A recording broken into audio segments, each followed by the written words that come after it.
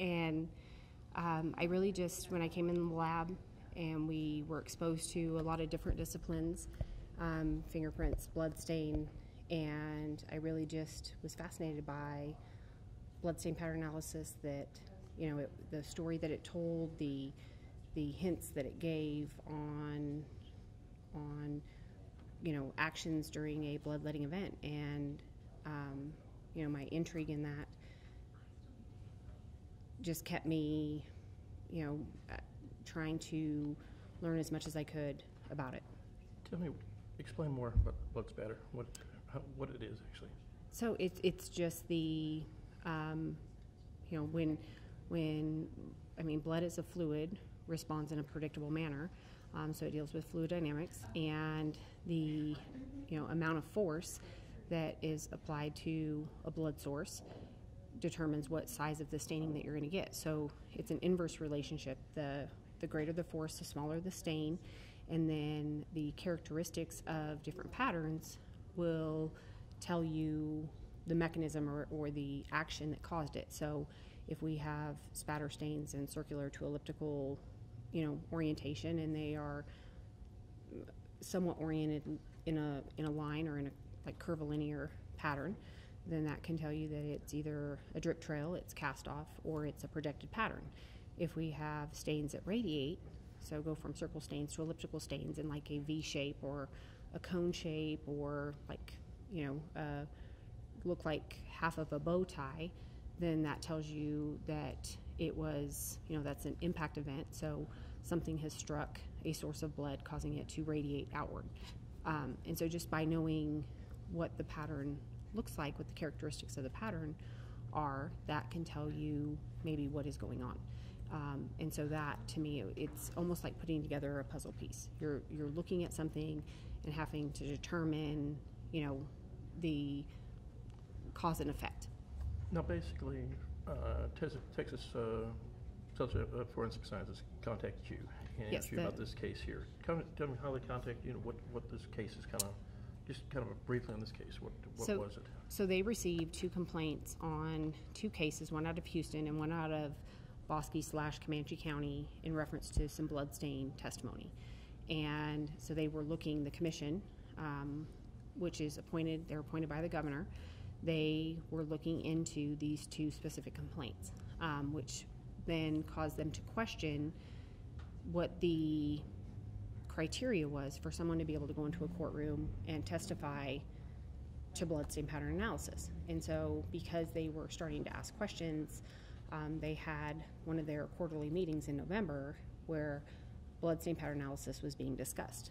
And so from the Montgomery County Sheriff's Office, we live streamed that meeting so that we could listen to hear what the discussion was about. And it was, you know, it was apparent that there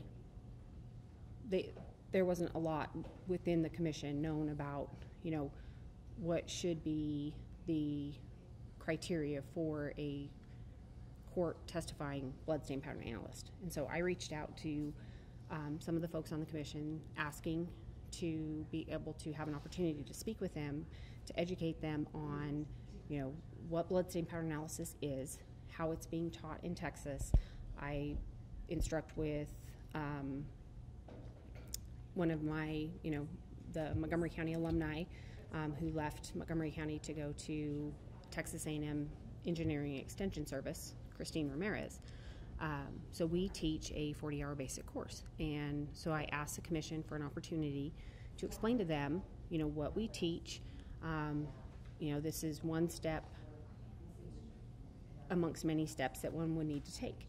And so I got that opportunity. So I testified to the commission in February, or in January, and then in February they started issuing criteria, which was that in order to be able to render expert opinion, a lab would have to have an accreditation in whatever discipline that they were going to testify in.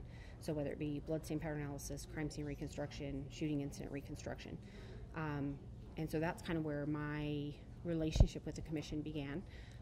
I then started attending the meetings so that I could hear what they were discussing, and then if needed, I could, add or offer additional information. And then in May, the commission approached me and asked if I could look at the 2 cases that they had complaints on. And so I'm not able to make that decision. That has to be made by the sheriff, and so it went up through the chain of command.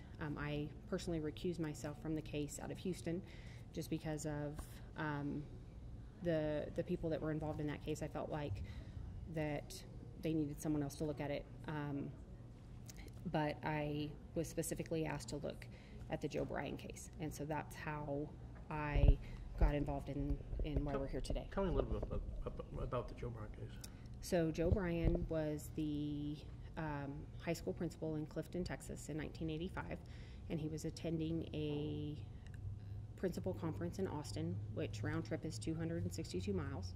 And while he was in Austin at this conference, his wife was murdered. And the detective that was called in from Harker Heights Police Department by the Rangers, so he came from Harker Heights to Clifton and issued a bloodstain report, and then subsequently testified in trial. And the testimony that he gave was not only not scientific, it did not follow the methodology of bloodstain pattern analysis. And so when I was asked to look at his testimony specifically, my determination was that it wasn't scientifically supported. It wasn't the methodology in 1985, nor was it the methodology, that we follow today in 2018, and that even up till what we learned today, that Mr. Thorman still doesn't have a working knowledge of proper bloodstain pattern analysis, which, is still, even today, very concerning. What about this has been going on, the hearing was last August, I think it was, and then we come back again today. August 20th, and now we're back. What has been turned on some of this so far? What have they found so far? I mean, the flashlight is coming into this real heavy. Sure. So that was what appears to be the key piece of evidence in 1985 is a flashlight that was found in his trunk that they theorized was in close proximity to a spattering event. There was testimony that said that Mr. Bryan was holding the flashlight. It has now been determined today that, Joe Bryan and Mickey Bryan are excluded as contributors to the handle and the button on the flashlight, and that out of 9 stains that were tested, all of them except one tested presumptively negative for blood, and the one stain that did react has no results. And so, from the testing that was done in 85 up till today, there has, the flashlight is very suspect in the chain of custody of, when it was located, and then, that the staining on the flashlight isn't even blood. Now he was at the conference. How do they put him at the crime scene if he was at the conference, and how did they get a conviction out of this? So they allege that after speaking to his wife Mickey on the phone, that sometime after that time, which was late in the evening, 9:30 to 10 o'clock, that he got into his car in a rainstorm with an eye condition that prevented him from driving at night, drove 262 miles round trip, shot his wife 4 times holding a flashlight, cleaned up, disposed of the weapon and his clothing somewhere, returned to the Hyatt Regency in Austin, and then met his friends at 7 o'clock in the morning for breakfast and attended this conference until the superintendent and the assistant principal came to tell him that he needed to come back to Clifton. And so the state alleges that all of these things happened, and that Joe was a suspect. Now they've got other theories on this. I mean, there's been some other theories going around with another suspect, possibly a serial type deal. Yes. Tell me a little about that. So they have a viable suspect who there were lots of witnesses, even last month that came, that talked about this suspect, and the suspect's ex-wife actually gave a recorded statement to the Rangers in 1996 talking about a 17-year-old that was brutally murdered, and then the suspect also admitted to his then ex-wife that he was with Bryan the night that she was murdered, but then offered that, you know, when he left her, she was alive and well. And so he actually put himself with Bryan during the time that Joe was talking to her on the phone from Austin. So he actually alibied himself as being with her, and then, you know, made the allegation that that's why Joe would have killed her. That was the motive, why he would kill her, because of this maybe known affair. However, there is nobody in Joe and Bryan's life that ever came forward to say they were having problems, to ever say that they were never not together, or that there was any way that, you know, Bryan was having any outside relationship. Now, wasn't he claiming at the time wasn't he claiming that they were together and that she had said she was something about going back with her husband, that breaking it off there? Sure, and he offered that they were separated at the time. However, Joe left from their residence that day to go to Austin. Okay. And now the suspect, who was the suspect? So the suspect is a ex-Clifton police officer by the name of Dunlap. And Dunlap stayed with Clifton for a while, then left. He left shortly after the Bryan investigation. I think that a lot of people were naming him as a person of interest in both the Judy Whitley homicide and the Bryan homicide, and so he left town. I think he went to Dallas for a while before then ending up in Rosenberg. And then in '96, a reporter from the Clifton paper went down to interview him about his name coming up in these two events, and I believe that he was down there on a Friday, and Dunlap hung himself on Monday. Kind of, I wonder why that came about, huh? So he was a police officer here in Clifton at the time? Yes. Okay. All right. So where does it stand now with the case?